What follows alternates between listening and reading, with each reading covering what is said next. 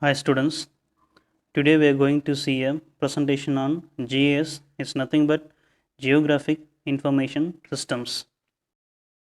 So next one, it's fundamentals of GIS. The fundamentals of GIS consist of introduction to GIS, basic spatial concepts, coordinate systems, GIS and information systems and definitions, history of GIS, components of GIS, hardware, software, data, people, methods, proprietary and open source software. Then type of data, it's spatial and non-spatial data. Then attribute data, then type of attributes, then scales and levels of measurements. These are all the fundamentals of GIS we are going to see in unit 1. So next it's GIS, Geographical Information System. So before going to GIS, we need to know about the surveying. So surveying is nothing but a graphical representation of elevations or depressions on earth crust which exist.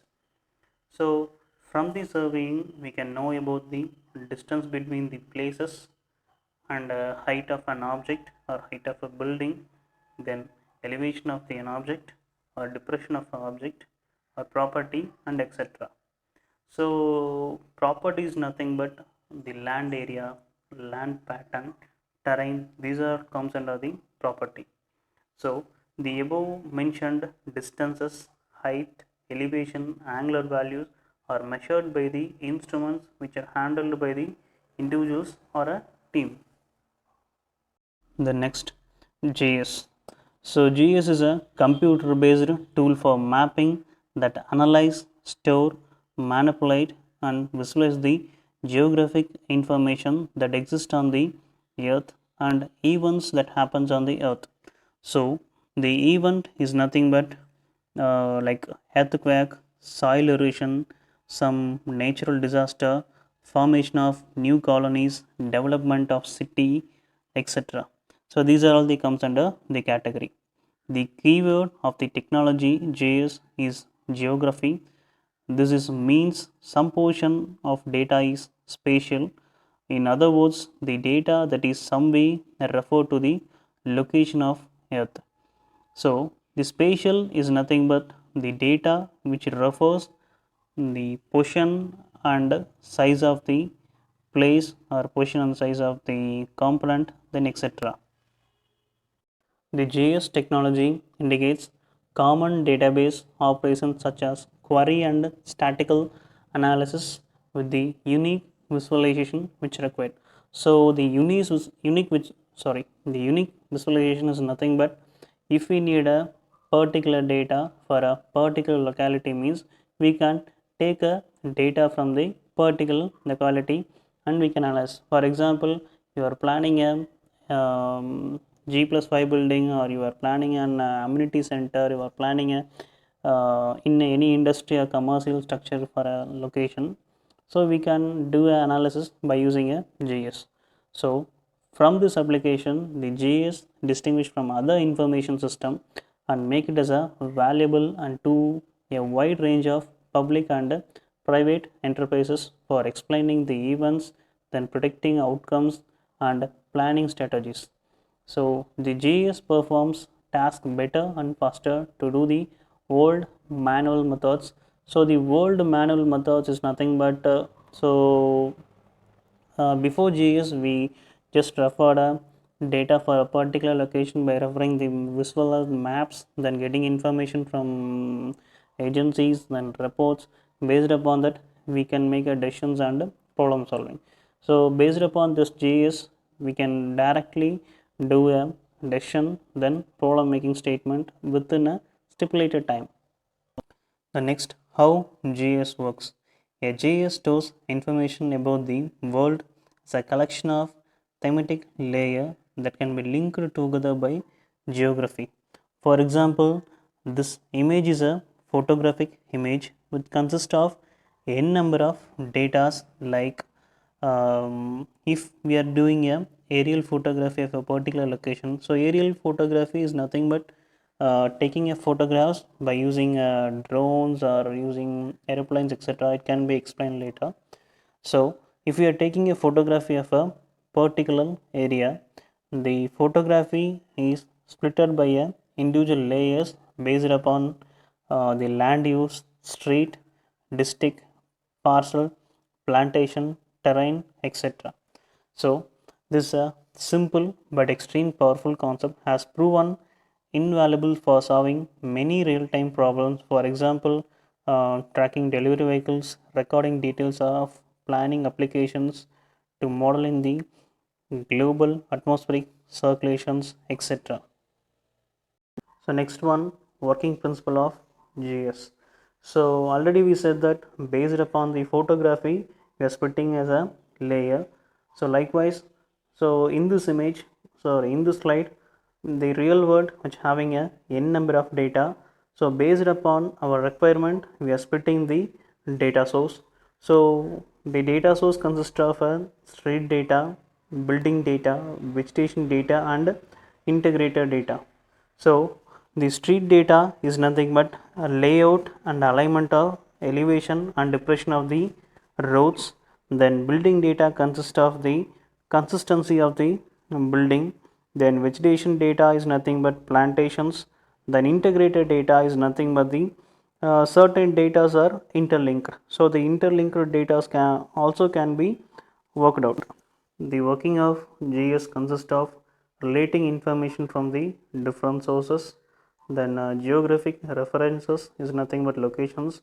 Then data capture, then data integration, projection and registration, then data structures and modeling. GIS can perform complicated analytical functions such as calculation of distance between the 2 points, prediction of rainfall, and prediction of wind intensity for a particular location, etc. And then present the results virtually as a maps, tables, graphs, which allows the decision makers to virtually see the issue before them and then select the best course of action.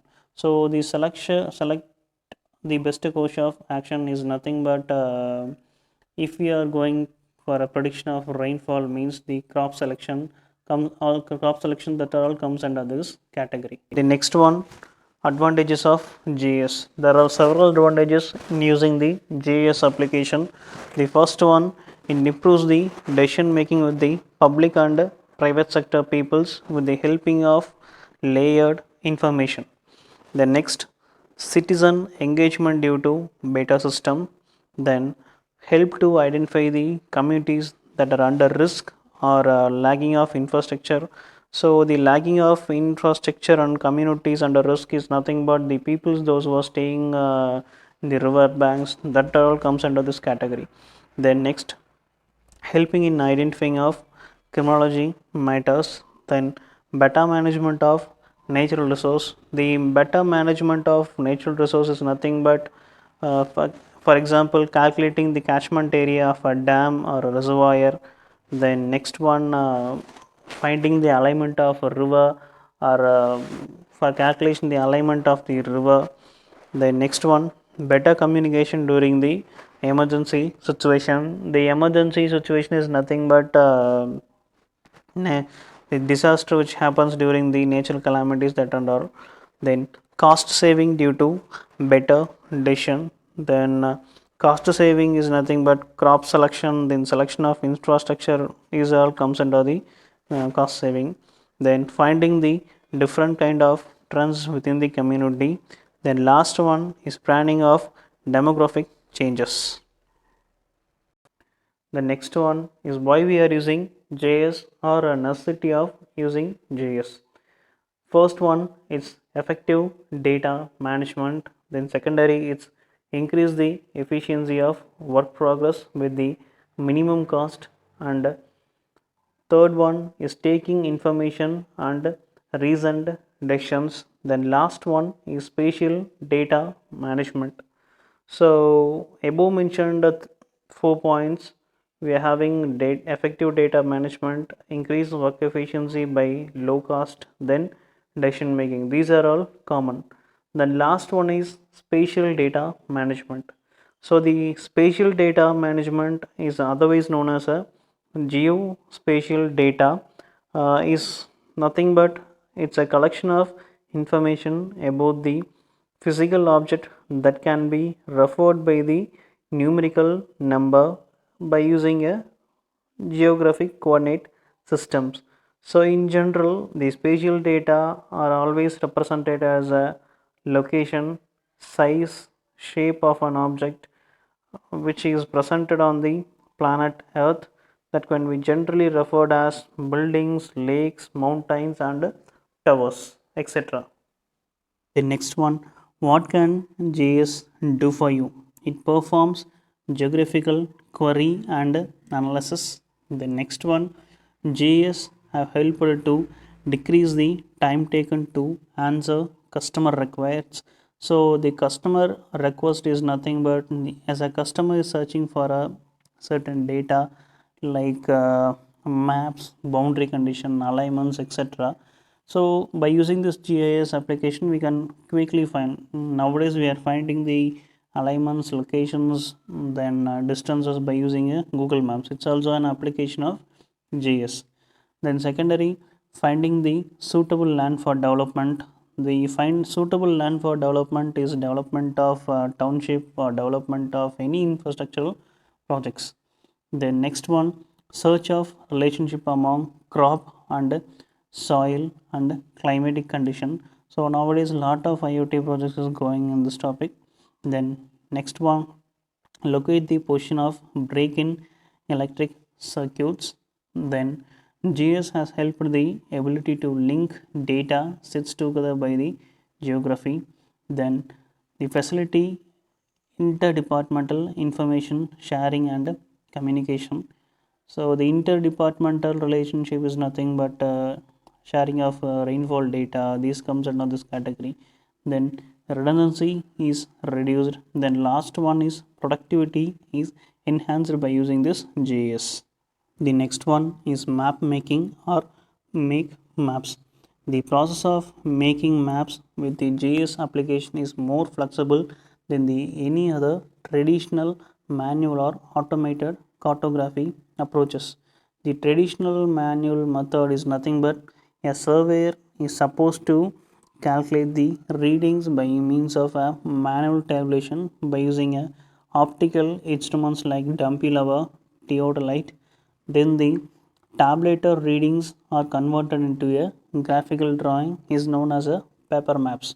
So when compared to preparation of paper maps, the maps prepared by GIS is more flexible. The GIS maps can be prepared by a own, or it can be prepared by an existing map. The existing paper maps can be digitalized and computer compatible information can be transmitted into GIS. Then the GIS based cartographic database can be both continuous or scale free. The next, map products. So here the map products is nothing but products which comes under Google Maps. The map products can be created centered on any location at any scale and showing the selected information symbolized effective to highlighted specific characteristics. So it's nothing but we are searching a location for a hotel or restaurant in a location, means we can choose the option and we can search the result and obtain the locations, obtain the results. These are the applications of GIS. Yeah, GIS is an automated decision making system, is a tool to query, analysis, map data in support of decision making process. The GIS technology has been used to assist in tasks such a way to present information at planning inquiry, helping resolve territorial disputes, and setting pylons in such a way to minimize the virtual intrusion. So pylons are nothing but the electric poles or transmission line used to carry the electricity between the state or district, etc. The GIS can be used to help reach a decision about the construction of new house or a building with a minimal in environmental impact. So the environmental impact is nothing but the building which is located in the low risk area and close to the population center, etc.